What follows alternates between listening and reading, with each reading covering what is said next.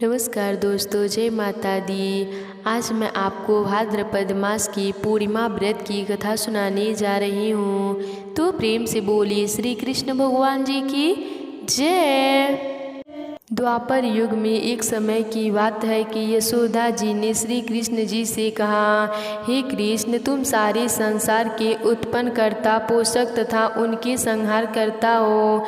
आज कोई ऐसा व्रत मुझसे कहो जिसके करने से मृत्युलोक में स्त्रियों को विधवा होने का भय न रहे तथा यह व्रत सभी मनुष्यों की मनोकामनाएं पूर्ण करने वाला हो। श्री कृष्ण कहने लगे, हे माता, आपने अति सुंदर प्रश्न किया है। मैं तुमसे ऐसे ही व्रत को सविस्तार कहता हूँ।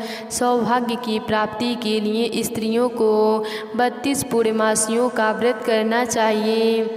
इस व्रत के करने से स्त्रियों को सौभाग्य संपत्ति मिलती है। यह व्रत अचल सौभाग्य देने वाला एवं भगवान शिव के प्रति मनुष्य मात्र की भक्ति को बढ़ाने वाला है।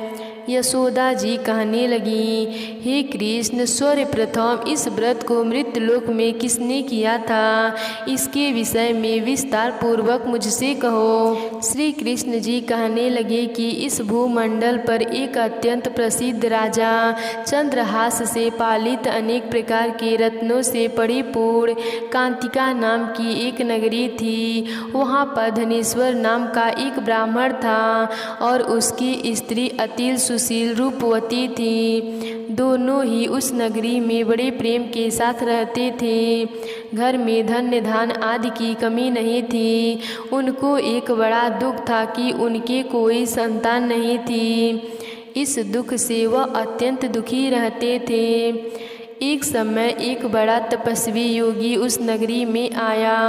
वह योगी उस ब्राह्मण के घर को छोड़कर अन्य सभी घरों से भिक्षा मांगकर लाकर भोजन किया करता था। रूपवती से वह भिक्षा नहीं लिया करता था। उस योगी ने एक दिन रूपवती से भिक्षा न लेकर किसी अन्य घर से भिक्षा लेकर गंगा किनारे जाकर भिक्षार्थ को प्रेम पूर्वक खा रहा था कि धनेश्वर ने योगी का यह सब कार्य किसी प्रकार से देख लिया।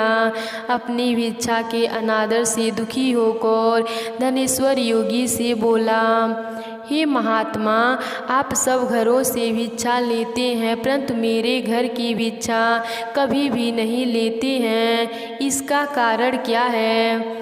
योगी ने कहा कि निसंतान के घर की भिक्षा पतितों के अन्न के तुल होती है और जो पतितों का अन्न खाता है वह भी पतित हो जाता है। चूँकि तुम निसंतान हो अतः पतित हो जाने के भय से मैं तुम्हारे घर की भिक्षा नहीं लेता हूँ।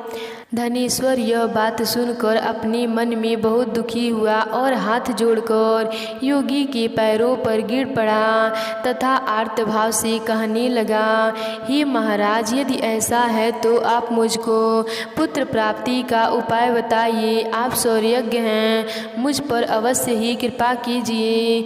धन की मेरे घर में कोई कमी नहीं है परंतु मैं पुत्र न होने के कारण अत्यंत दुखी हूँ। आप मेरे इस दुख का हरण करें। आप सामर्थ्यवान हैं। यह सुनकर योगी कहने लगे, हे ब्राह्मण, तू चंडी की आराधना करो। घर आकर उसने अपनी स्त्री से सब वृतांत कहा और स्वयं तप के निमित्त वन में चला गया।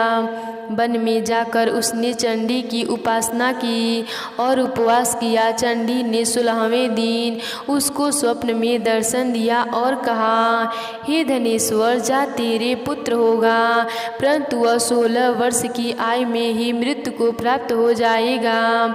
यदि तुम दोनों स्त्री पुरुष 32 पूर्णमासियों का व्रत विधि पूर्वक करोगे तो वह दीर्घ आयु होगा। जितनी तुम्हारी सामर्थ्य हो आटे के दिए बनाकर शिव जी का पूजन करना, परंतु पूर्णमासी को 32 हो जाने चाहिए। प्रातः काल होने पर इस स्थान के समीप ही तुम्हें एक आम का वृक्ष दिखाई देगा। उस पर तुम चढ़कर एक फल तोड़कर शीघ्र अपने घर चले जाना। अपनी स्त्री से सब वृतांत कहना। श्रुति स्नान के पश्चात वह स्वच्छ होकर श्री शंकर जी का ध्यान करके उस फल को खा लेगी। तब शंकर भगवान की कृपा से उसको गर्भ हो जाएगा। जब वह ब्राह्मण प्रातः काल उठा तो उसने उस स्थान के पास एक आम का वृक्ष देखा जिस पर एक अत्यंत सुंदर आम का फल लगा हुआ था। उस ब्राह्मण ने उस आम के वृक्ष पर चढ़कर उस फल को तोड़ने का प्रयत्न किया, परंतु वृक्ष पर कई बार प्रयत्न करने पर भी वह चढ़ न पाया। तब तो उस ब्राह्मण को बहुत चिंता हुई और विघ्न विनायक श्री गणेश जी की वंदना करने लगा। हे दयानिधे, अपने भक्तों के विघ्नों का नाश करके उनके मंगल कार्य को करने वाले, दुष्टों का नाश करने वाले, रिद्धि सिद्धि के देने वाले, आप मुझ पर कृपा करें। इतना बल दें कि मैं अपने मनोरथ को पूर्ण कर सकूं। इस प्रकार गणेश जी की प्रार्थना करने पर उनकी कृपा से धनेश्वर वृक्ष पर चढ़ गया और उसने एक अति सुंदर आम का फल देखा। उसने विचार किया कि जो वरदान से फल मिला था वह यही है और कोई फल दिखाई नहीं देता। उस धनेश्वर ब्राह्मण ने जल्दी से उस फल को तोड़कर अपनी स्त्री को ला कर दिया और उसकी स्त्री ने अपने पति के कथा अनुसार उस फल को खा लिया और वह गर्भवती हो गई। देवी की असीम कृपा से उसे एक अत्यंत सुंदर पुत्र उत्पन्न हुआ जिसका नाम उन्होंने देवी दास रखा। माता पिता के हर्ष और शोक के साथ वह बालक शुक्ल पक्ष के चंद्रमा की भांति अपने पिता के घर में बढ़ने लगा। भवानी की कृपा से वह बालक बहुत ही सुंदर, सुशील और विद्या पढ़ने में बहुत ही निपुण हो गया। दुर्गा जी की आज्ञा अनुसार माता ने 32 पूर्णमासियों का व्रत रखना प्रारंभ कर दिया जिससे उसका पुत्र बड़ी आयु वाला हो जाएगा। 16वां वर्ष लगते ही देवी दास के माता पिता को बड़ी चिंता हो गई कि कहीं उनके पुत्र की इस वर्ष मृत्यु न हो जाए। इसीलिए उन्होंने अपने मन में विचार किया कि यदि यह दुर्घटना उनके सामने हो गई तो वह कैसे सहन करेंगे। अस्तु उन्होंने देवी दास के मामा को बुलाया और कहा कि हमारी इच्छा है कि देवी दास 1 वर्ष तक काशी में जाकर विद्यायन करें और उसको अकेला भी न छोड़ना चाहिए। इसीलिए साथ में तुम चले जाओ और 1 वर्ष के पश्चात इसको वापस लौटा लाना। सब प्रबंध करके उसके माता पिता ने काशी जाने के लिए देवी दास को एक घोड़े पर बैठाकर उसके मामा के साथ उसको विदा कर दिया। किंतु यह बात उसके मामा यानी कि और किसी से नहीं कही। धनेश्वर स्वप्नतीक अपने पुत्र की मंगल कामना तथा दीर्घ आयु के लिए भगवती दुर्गा की आराधना और 32 पूर्णमासियों का व्रत करने लगा। इस प्रकार बराबर 32 पूर्णमासियों का व्रत पूरा किया। कुछ समय पश्चात एक दिन वह दोनों मामा और भांजा मार्ग में रात्रि बिताने के लिए किसी मार्ग में ठहरे हुए थे। उस दिन उस गांव में एक ब्राह्मण की अत्यंत सुंदर, सुशील, विशुद्धि और गुणवती कन्या का विवाह होने वाला था। जिस धर्मशाला के अंदर वर और उसकी बराती ठहरी हुई थी उसी धर्मशाला में देवी दास और उनके मामा भी ठहरे हुए थे। संयोगवश कन्या को तेल आदि चढ़ाकर मंडक आदि का कृत्य किया गया तो लग्न के समय वर को धनुवार्त हो गया। अस्तु वर के पिता ने अपने कुटुंबिनियों से परामर्श करके निश्चय किया कि यह देवी दास मेरे पुत्र जैसा ही सुंदर है मैं इसके साथ ही लग्न करा दूंगा और बाद में विवाह के अन्य कार्य मेरे लड़के के साथ। ऐसा सोचकर देवीदास के मामा से जाकर बोला कि तुम थोड़ी देर के लिए अपने भांजे को हमें दे दो, जिससे विवाह के लग्न का सब कृत्य सुचारू रूप से हो सके। तब उसका मामा कहने लगा कि जो कुछ भी मधु पर्व आदि कन्यादान के समय वर को मिले वह सब हमें दे दिया जाए, तो मेरा भांजा इस बारात का दूल्हा बन जाएगा। यह बात वर के पिता ने स्वीकार कर ली। उसके मामा ने भांजे को वर बनाने को भेज दिया और उसके साथ सब विवाह कार्य रात्रि में विधि पूर्वक संपन्न हो गया। पत्नी के साथ वह भोजन कर न सका और अपने मन में सोचने लगा कि न जाने यह किसकी स्त्री होगी। वह एकांत में इसी सोच में गर्म निश्चय छोड़ने लगा तथा उसकी आंखों में आंसू भी आ गए। तब वधू ने पूछा कि क्या बात है, आप इतने उदास व दुखी क्यों हो रहे हैं। तब उसने सब बातें जो वर के पिता व उसके मामा में हुई थी उसको बता दी। तब कन्या कहने लगी कि यह ब्रह्म विवाह के विपरीत हो कैसे सकता है। देव ब्राह्मण और अग्नि के सामने मैंने आपको ही अपना पति बनाया है, इसीलिए आप ही मेरे पति हैं। मैं आपकी ही पत्नी रहूंगी, किसी अन्य की कदापि नहीं। तब देवीदास ने कहा, ऐसा मत कीजिए, क्योंकि मेरी आयु थोड़ी ही है। मेरे पश्चात आपकी क्या गति होगी, इन बातों को अच्छी तरह विचार कर लो। परंतु वह दृढ़ विचार वाली थी, बोली कि जो आपकी गति होगी वही मेरी गति होगी। हे स्वामी, आप उठिए और भोजन करिए, आप निश्चय ही भूखे होंगे।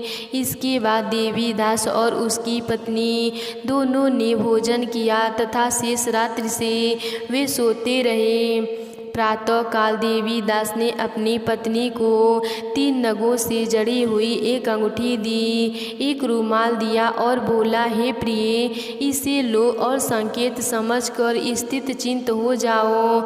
मेरा मरण और जीवन जानने के लिए एक पुष्प वाटिका बना लो, उसमें सुगंधित वाली एक नवमल्लिका लगा लो, उसको प्रतिदिन जल से सींचना और आनंद के साथ खेलो कूदो तथा उत्सव मनाओ। जिस समय और जिस दिन मेरा प्राणता होगा यह फूल सूख जाएंगे और जब यह फिर से हरे हो जाएंगे तो जान लेना कि मैं जीवित हूँ। यह बात निश्चय करके समझा लेना, इसमें कोई संशय नहीं है। यह समझा कर वह चला गया। प्रातः काल होते ही वहाँ पर गाजे बाजे बजने लगे और जिस समय विवाह के कार्य समाप्त करने के लिए वर तथा सब बाराती मंडप में आए तो कन्या ने वर को भली प्रकार से देखकर अपने पिता से कहा कि यह मेरा पति नहीं है, मेरा पति वही है जिसके साथ रात्रि में मेरा पानी ग्रह हुआ था, इसके साथ मेरा विवाह नहीं हुआ है। यदि यह वही है तो बताइए कि मैंने इसको क्या दिया। मधु पर्व और कन्यादान के समय जो मैंने भूषण आदि दिए थे उन्हें दिखाए तथा रात्र में मैंने क्या गुप्त बातें कही थी वह सब सुनाए। पिता ने उसके कथा अनुसार वर को बुलाया। कन्या की यह सब बातें सुनकर वह कहने लगा कि मैं कुछ नहीं जानता। इसके पश्चात लज्जित होकर वह अपना सामुख लेकर चला गया और सारी बाराती भी अपमानित होकर वहाँ से लौट गए। भगवान श्री कृष्ण बोले, हे माता, इस प्रकार देवीदास काशी विद्यालय के लिए चला गया। जब कुछ समय बीत गया तो काल से प्रेरित होकर एक सर्प रात्रि के समय उसको डसने के लिए वहाँ पर आ गया। उस विषधर के प्रभाव से उसके शयन का स्थान चारों ओर से विष की ज्वाला से विषैला हो गया, परंतु व्रत राज के प्रभाव से उसको काटने न पाया, क्योंकि पहले ही उसकी माता ने 32 पूर्णिमा का व्रत कर रखा था। इसके बाद मध्य के समय स्वयं काल वहाँ पर आया और उसके शरीर से उसके प्राणों को निकालने का प्रयत्न करने लगा, जिससे वह मूर्छित होकर पृथ्वी पर गिर पड़ा।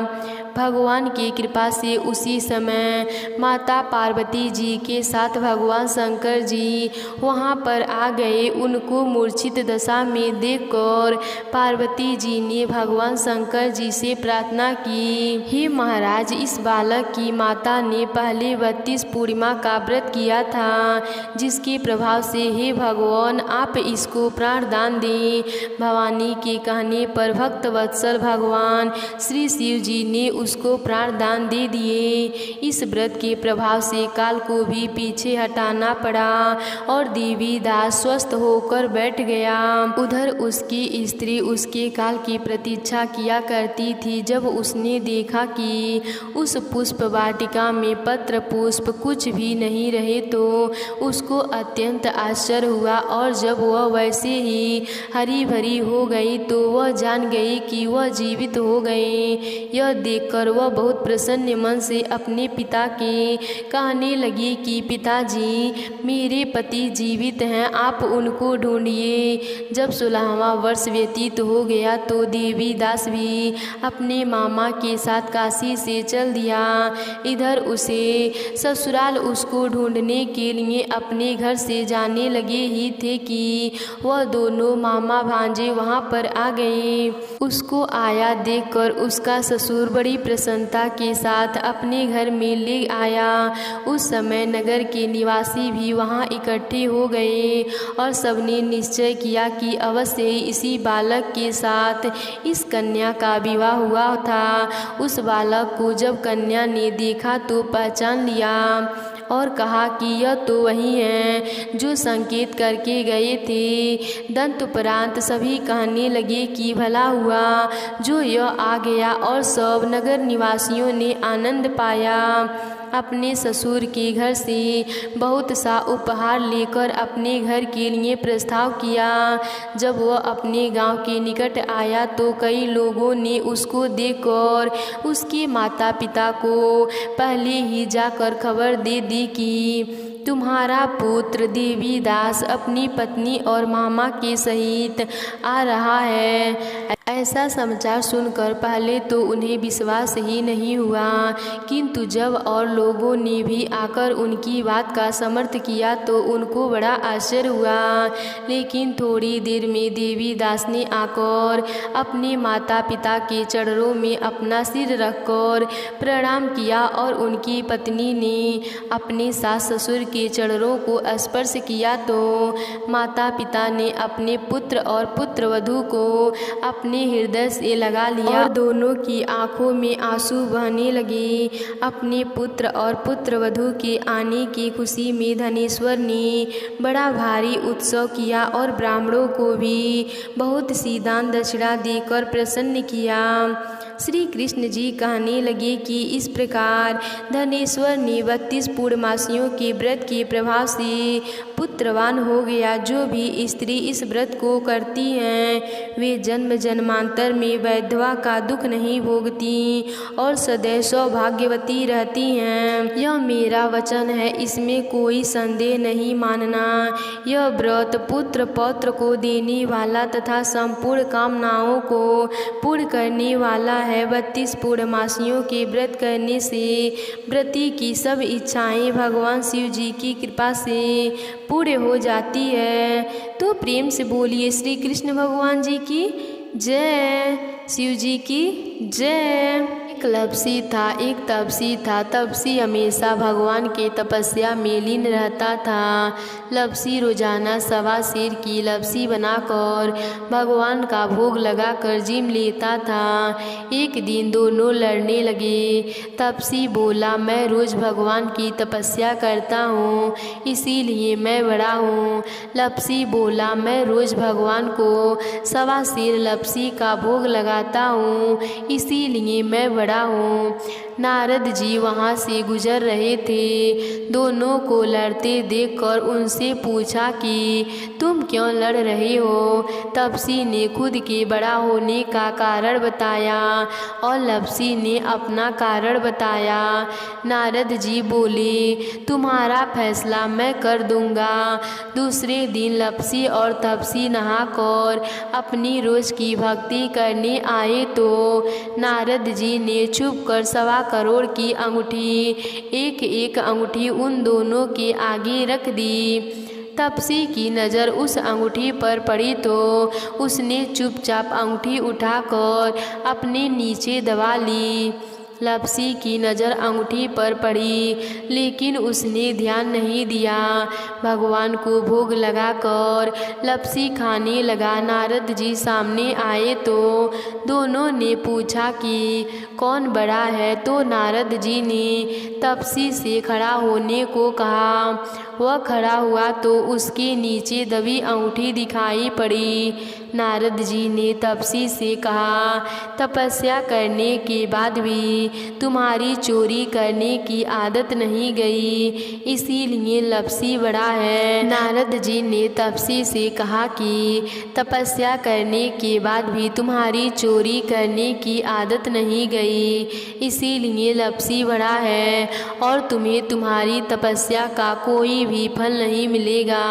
तपसी शर्मिंदा होकर माफ़ी मांगने लगा। उसने नारद जी से पूछा, मुझे मेरी तपस्या का फल कैसे मिलेगा।